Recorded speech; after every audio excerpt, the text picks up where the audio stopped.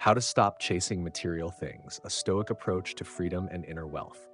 The material chase trap. Have you ever bought something you deeply wanted only to feel strangely empty just a few days later? That pair of shoes, that new phone, the car, the apartment, the vacation. For a moment, it felt like everything was finally aligned. You smiled, you showed it off, you told yourself, this is it. But then the high faded, and without even realizing it, your mind moved on to the next thing.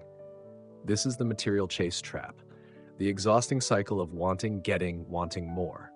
It's the treadmill we don't know we're on, where the horizon of happiness keeps shifting just out of reach. Modern society tells us that fulfillment lies just one purchase away.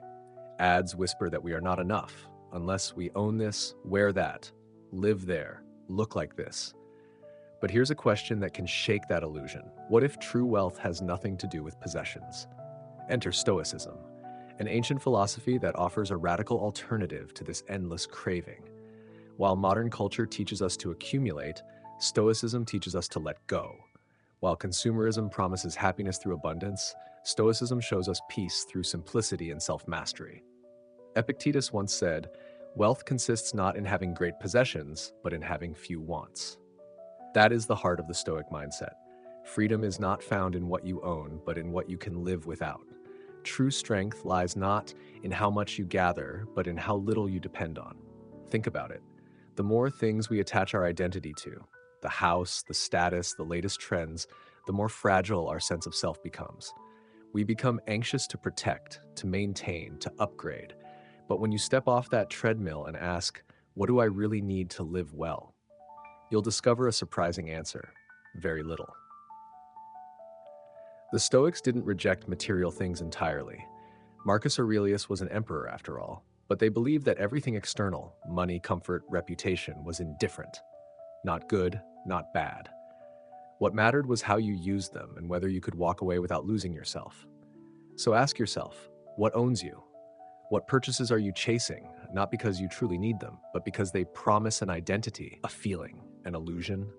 In a world shouting more, Stoicism quietly replies, enough. And in that word lies power, clarity, and liberation. This philosophy is not about asceticism or denying yourself joy. It's about freeing yourself from the prison of constant desire. It's about learning to appreciate what's already here and realizing that the richest life may be the one that needs the least. The Stoic view of material wealth.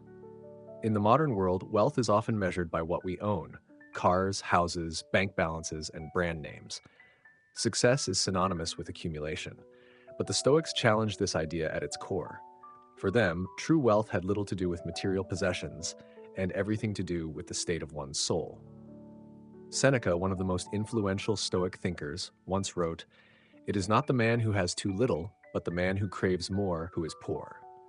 This statement turns our assumptions upside down.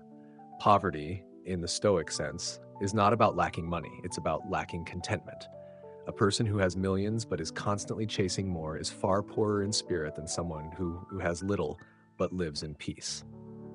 Seneca himself was a wealthy man, yet he often reminded his readers to practice voluntary poverty, to go without, to sleep on the ground, to eat simple food, so that they might remember what truly matters. His point was not to glorify suffering, but to remove fear. If you've already tasted life without luxury and found that you can endure it, then you are no longer its slave. Marcus Aurelius, the philosopher emperor, ruled the most powerful empire in the world, yet he consistently warned himself about the emptiness of fame, fortune, and luxury.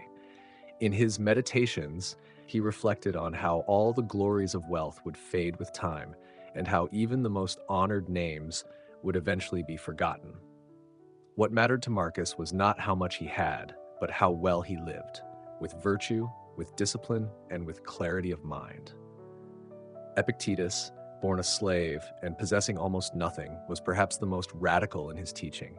He reminded his students that external things are not within our control, and chasing them is like chasing shadows.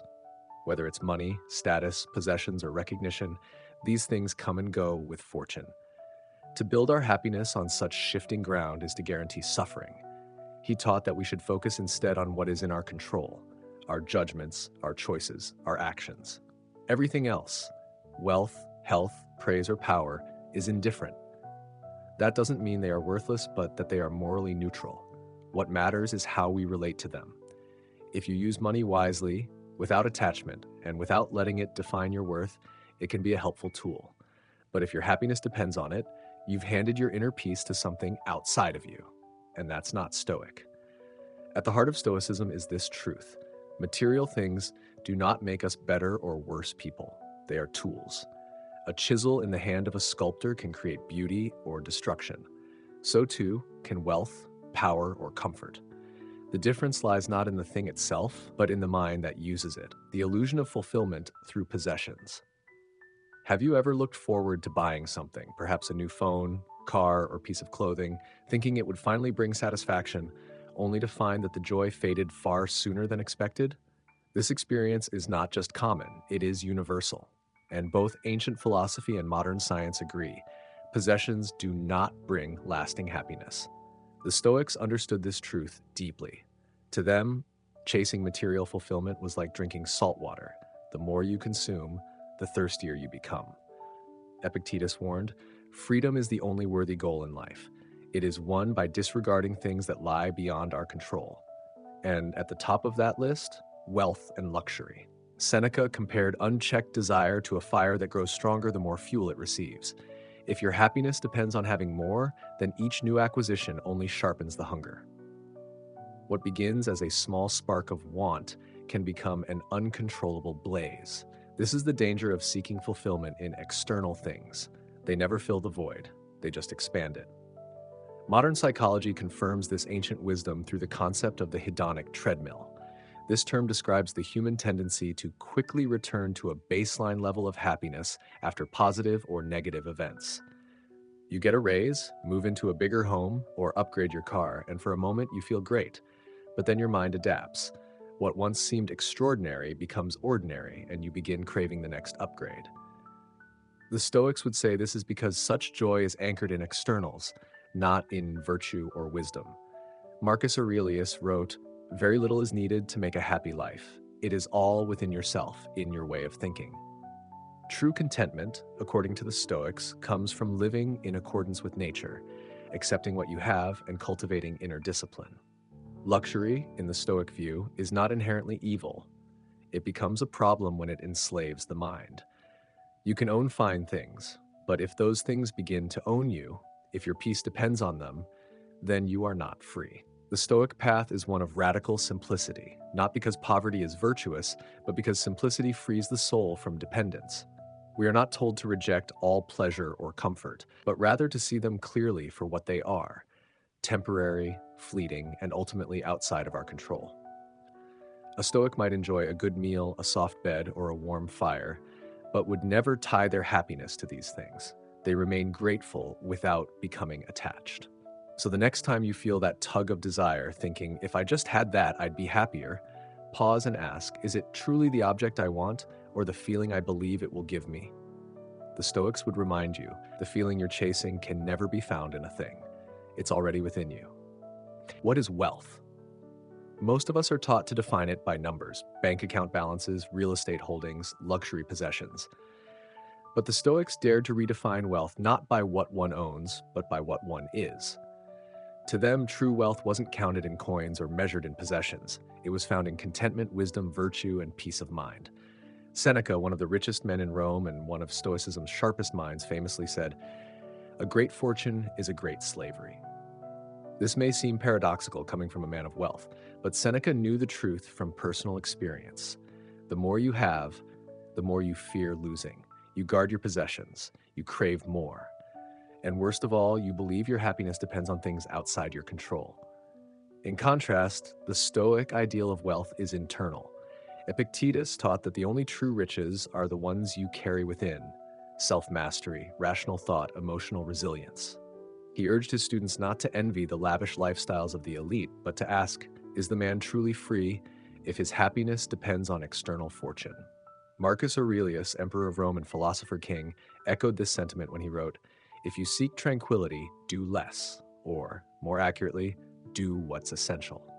For the Stoics, life was not about amassing more, but about needing less. To them, a person who is content with little possesses far more than one who is endlessly grasping for more. This principle leads to a radical shift in mindset. Instead of measuring wealth by what fills your home, you begin to measure it by what fills your soul. Are you at peace with yourself? Are you acting in accordance with virtue? Can you remain calm when circumstances change? These are the questions that define Stoic abundance. Wealth, then, is not a matter of acquisition, but of attitude. The Stoics believed that even a beggar could be wealthy if he had self-control, clarity of thought, and a grateful heart. Meanwhile, a millionaire with endless anxiety and insatiable desire was seen as impoverished. This view is not a rejection of material things themselves. It is a rejection of the dependence on them. Seneca advised, "It is not the man who has too little, but the man who craves more, who is poor." In other words, poverty is a mindset, not a condition, and so is true wealth. To redefine wealth the Stoic way is to reclaim your freedom. It is to say, I have enough, I am enough. When you stop chasing status and start cultivating wisdom, you'll find that you already possess everything you need to live a rich and meaningful life. That is the Stoic path and the most valuable fortune of all. Have you ever noticed how the more you have, the more you worry? The more you own, the more you fear losing it? This is not just an emotional quirk, it's a deep psychological truth. And the Stoics, over 2,000 years ago, understood it with remarkable clarity. Attachment is the breeding ground for anxiety.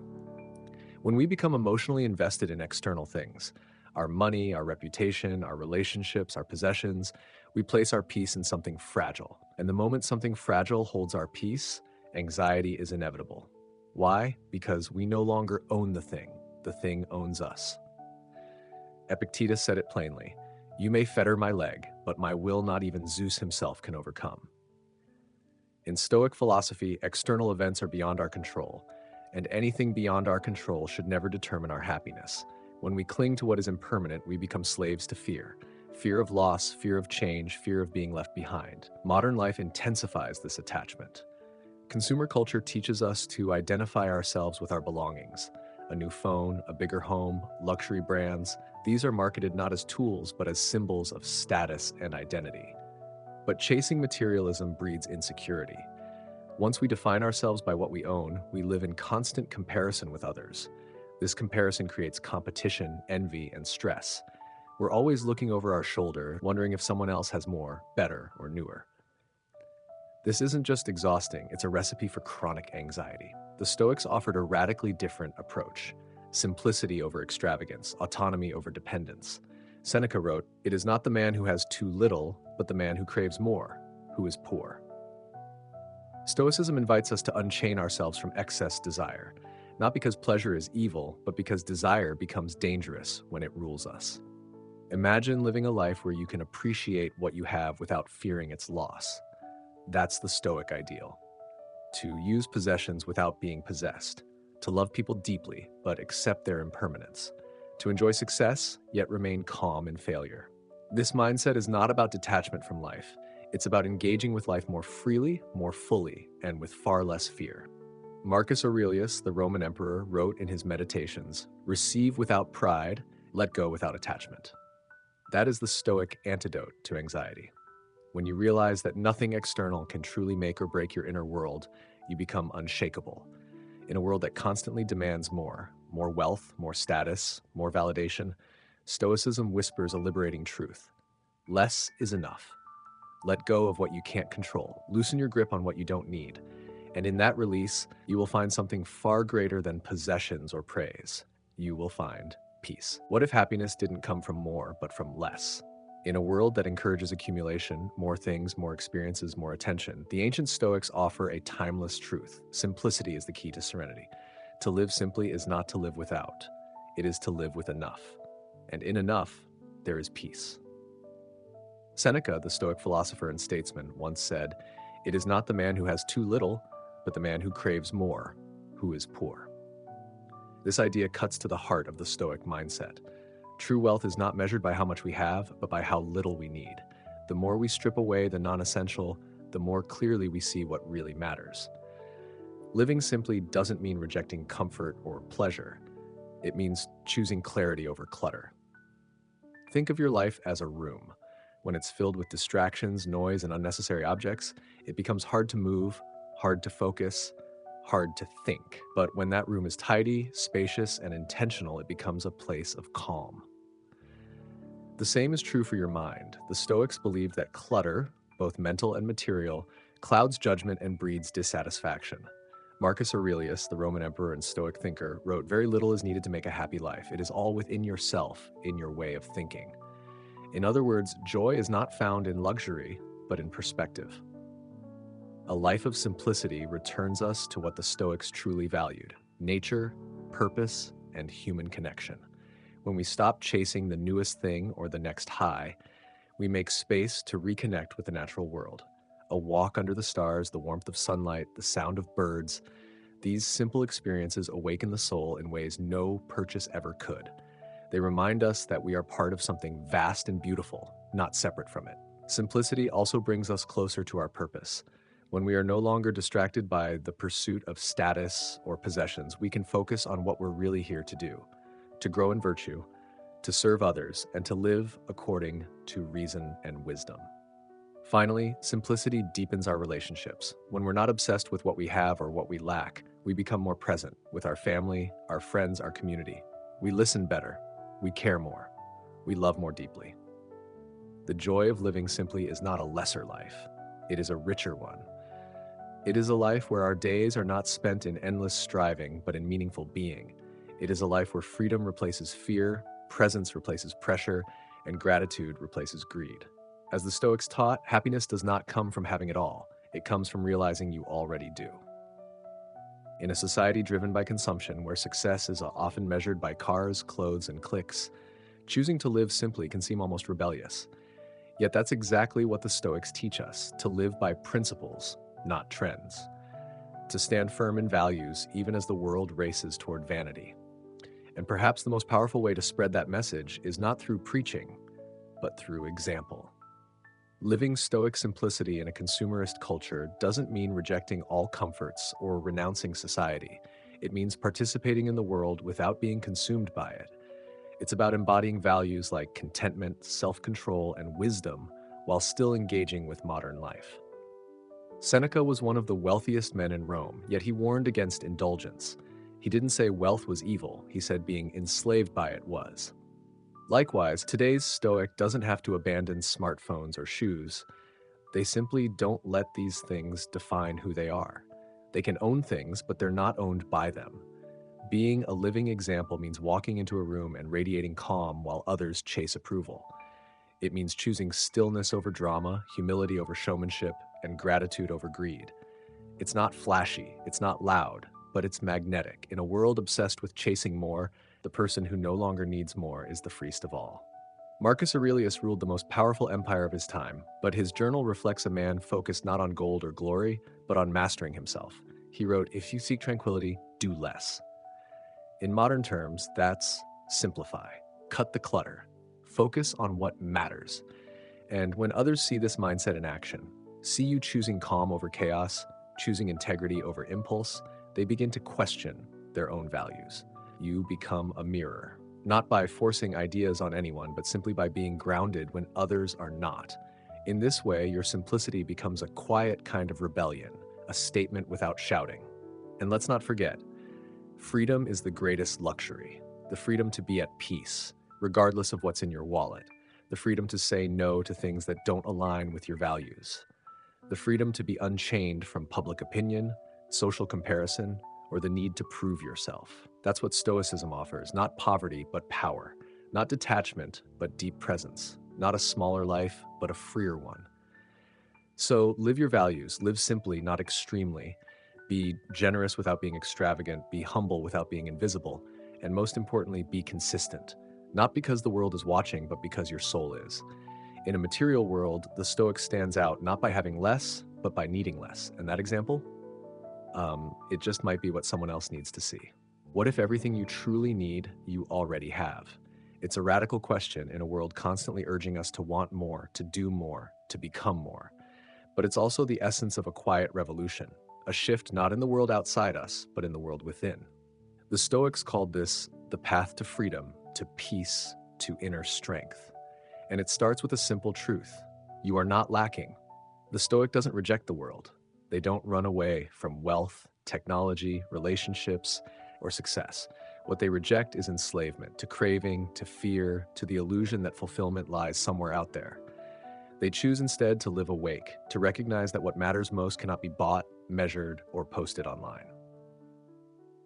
Simplicity in the Stoic tradition is not about giving things up. It's about letting go of the need for things to define you. It's not about self-denial. It's about self-possession.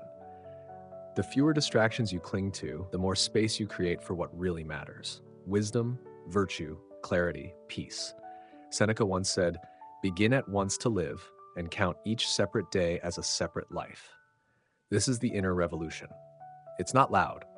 It's not public.